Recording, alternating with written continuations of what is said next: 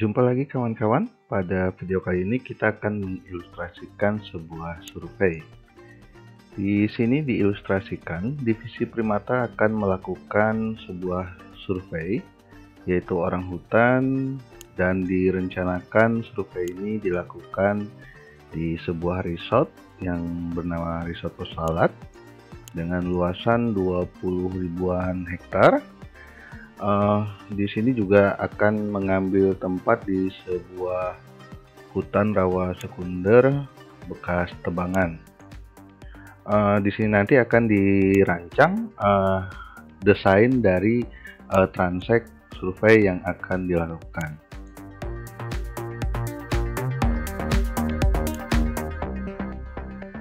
Selanjutnya dibuat sebuah desain transek. Pertama yaitu menggunakan sebuah distance, aplikasi distance. Penempatannya seperti yang digambarkan, seperti ini. Kemudian oleh tim GIS diolah lebih lanjut sebagai panduan di lapangan atau sebuah peta kerja dengan menambahkan titik awal atau akhir setiap jalur untuk mengetahui kondisi ekologi serta sebaran sarang dibuat sebuah jalur sirip. Di sini kemudian dibuat juga bentuk-bentuk dari jalur siripnya, kemudian serta titik-titik awal dan akhir jalurnya.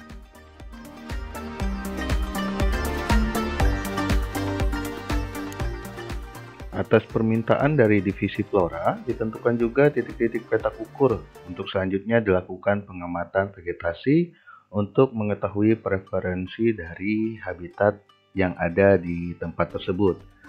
Setelah data spasial ini siap, selanjutnya data spasial ini akan dimasukkan ke dalam GPS, yang selanjutnya GPS tadi akan dibawa ke lapangan, atau dapat juga dimasukkan ke dalam smartphone. Di sini kita akan menggunakan sebuah aplikasi Basecamp namanya untuk memasukkan data spasial tadi ke dalam GPS yang akan dibawa oleh tim yang akan melakukan survei. Baik, ini adalah tampilan awal dari aplikasi Basecamp. Karena aplikasi ini sudah dipergunakan sebelumnya, maka data-data GPS yang pernah diolah di aplikasi ini akan muncul dengan sendirinya.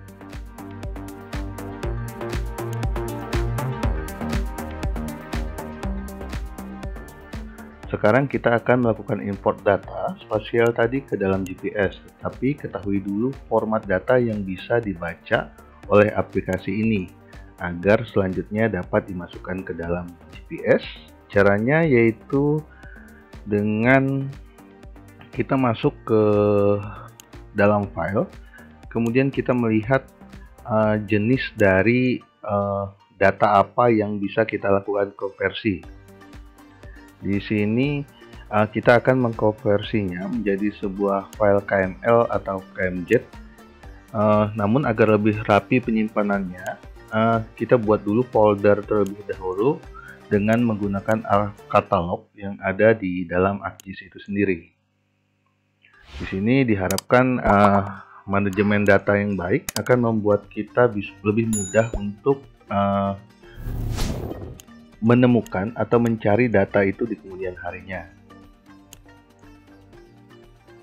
Ini adalah proses pembuatan dari folder di katalog.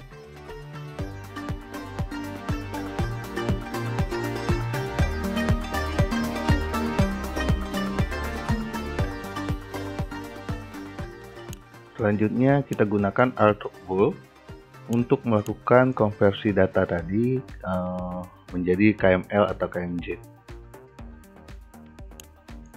Sini kita ubah, masuk ke dalam Windows dari layer to KML.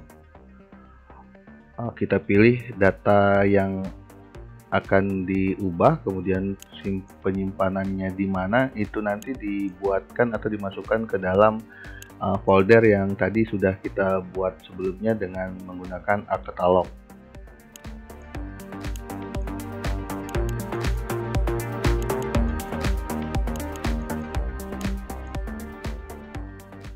Silahkan teman-teman simak proses cara-cara penyimpanan, kemudian cara-cara konversinya agar tidak salah nantinya, sehingga data itu bisa dipergunakan dengan baik. Ini salah satu contoh bahwa proses layer 2 KML-nya sudah selesai.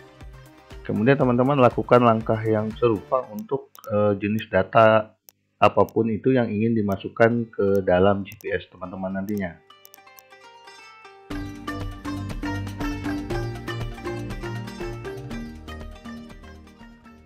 Ini kita memasukkan titik jalur, kemudian kita lakukan sekali lagi untuk memasukkan dari rencana petak ukurnya.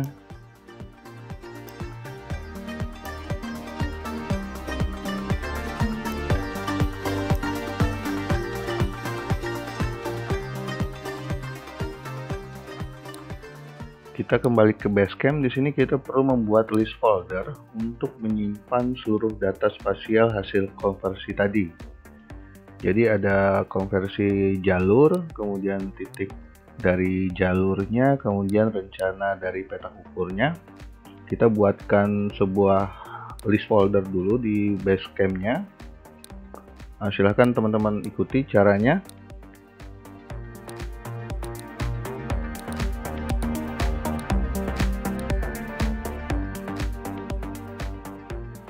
Ini kita berhasil memasukkan satu file, yaitu jalur di dalam Basecamp. Kemudian kita memasukkan rencana petak ukurnya. Kemudian di sini kita bisa lakukan juga perubahan dari simbol ataupun penamaannya. Jadi selain di ArcGIS, kita juga bisa melakukan perubahan lagi lebih lanjut di dalam aplikasi Basecamp ini sebelum nanti kita lakukan import ke dalam GPS-nya. Sekarang kita akan coba memasukkan data-data tadi, KML tadi, ke dalam GPS.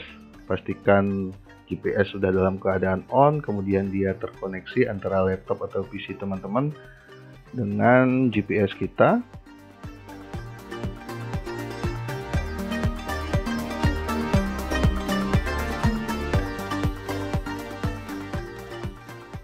Baik, proses koneksi bisa teman-teman lihat dalam lingkaran merah ini sudah terkoneksi.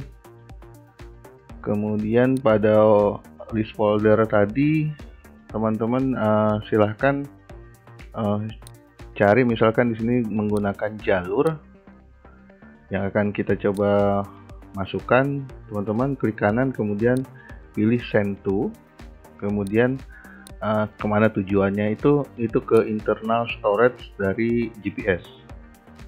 Baik, ini contoh file-file atau komponen di dalam dari list jalur tadi. Kemudian kita masukkan lagi rencana petak ukurnya, masukkan ke internal storage dari GPS. Kemudian kita masukkan lagi dari titik jalurnya. Baik, sekarang semuanya sudah muncul, ada jalur, ada rencana petak ukur, serta titik awal dan titik akhir dari jalur tersebut. Silahkan teman-teman lakukan putuskan koneksi. Putuskan koneksi antara laptop dengan GPS-nya, kemudian kita coba lihat apakah hasil importing tadi ke dalam GPS berhasil. Kita tunggu.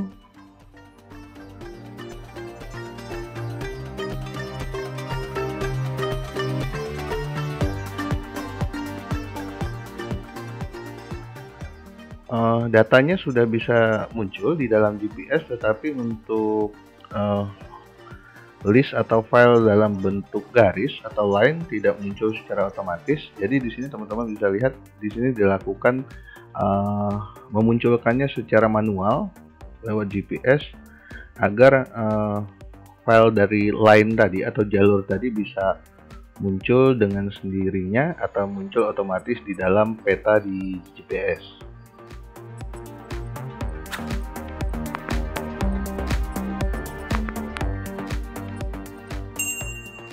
Ini setting arah utara. Baik. Sekarang setelah dimunculkan secara manual tadi garis dari jalurnya, sekarang ini sudah dapat muncul dengan semuanya dan bisa dipergunakan di lapangan.